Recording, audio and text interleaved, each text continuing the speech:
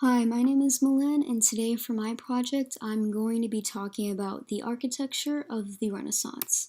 So, the Renaissance lasted from the 14th century to the 17th century. It was basically a revival of the classical antiquity era, which was a time when the Greco Roman world was really at its height. So, ancient Greece and ancient Rome just produced magnificent pieces of art during that time, and the Renaissance wanted to revive that cultural and artistic perspective and style. So, some of the classical principles and elements that were used for Renaissance architecture were proportion, harmony, columns, and pilasters. So, the Renaissance began in Italy and then spread to other parts of Europe. Renaissance architects really looked to the book On Architecture by Vitruvius, who was a Roman architect and engineer, and this book basically was a manual on architecture. And I included a picture of the book off to the side, and as you can see, there are some drawings or outlines of columns, so that really showed how Vitruvius really just incorporated some guidelines. Next, early Renaissance architecture. So the movement started in the 14th century and ended around the early to mid 15th century. The leading city during the time was Florence, and that was because it was home to the Medici family, which was just this huge and powerful banking family and a family full of patrons. And so I included the family crest, which is just off to the side. So the early Renaissance was the first phase of the Renaissance, and so its style succeeded the Gothic style of the Middle Ages. Early Renaissance architects really placed importance on rationality, especially Filippo Brunelleschi, who also helped usher the movement.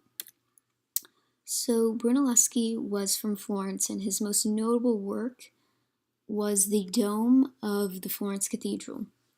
So this is just a huge feat because Brunelleschi was able to support the dome without using wooden centering, and that was just amazing because the dome itself is so large in size and heavy in weight.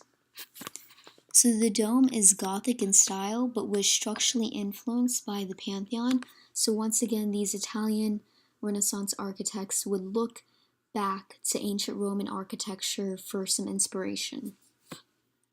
Brunelleschi is also credited with developing a technique for linear perspective.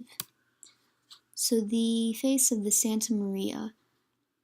The Santa Maria is a church in Florence, and the face of it was designed by Leon Battista Alberti. Alberti not only came up with the green and white marble designs, but was also able to make the elements flow in a way that it made geometric sense. And so this was really just one of the renowned works of Leon Battista Alberti.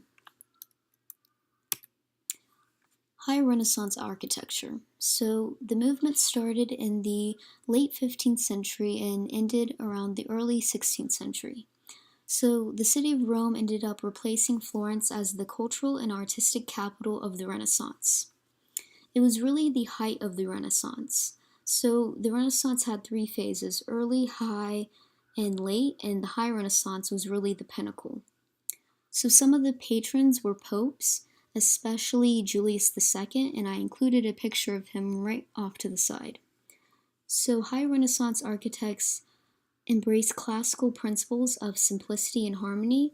They also use central plans to help design their works, especially churches. Donato Bramante, who was considered to be the most prominent architect of the Renaissance, helped launch the movement. Bramante was the main architect of Rome, and his most notable works were the Tempio of San Pietro and St. Peter's Basilica. He really favored harmony and simplicity in his work. He also favored circular themes and commonly used a central plan to design his works.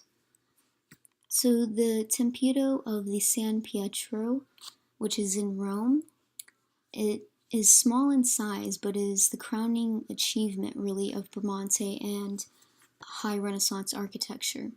The Tempio is a tomb in the courtyard of the church San Pietro in Montorio, and Bramante designed it to have this circular shape. He also designed it so where it could exude harmony, and to add more to the Tempio's harmony, he surrounded it with columns. Also, he designed it with no surface decoration, showing that he really favored simplicity. Next, famous Renaissance works outside of Italy. So these works are the Chateau de Chambord and the Chateau of Fontainebleau, which are in France. And the Chateau de Chambord is a castle that blends elements of medieval and Renaissance architecture. So it has medieval components such as the square keep and moat, but it also has elements of Italian Renaissance architecture like shell motifs and inlaid marble panels. The Palace of Fontainebleau also has some Italian Renaissance features, but it also has features of the Gothic style. Some of the classical elements that are featured are columns and pilasters. Also, part of its decor is also classical in style. So these works are in France, and France was really the leading nation of the Renaissance after Italy. And so the French, when the Renaissance came to France, the French added their own personal touch, and so they created this French Renaissance style.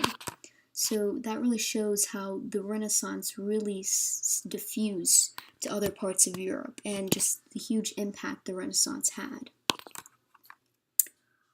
Okay, and last here is my references list, and so that is it. I hope you enjoyed it, and thank you for your time.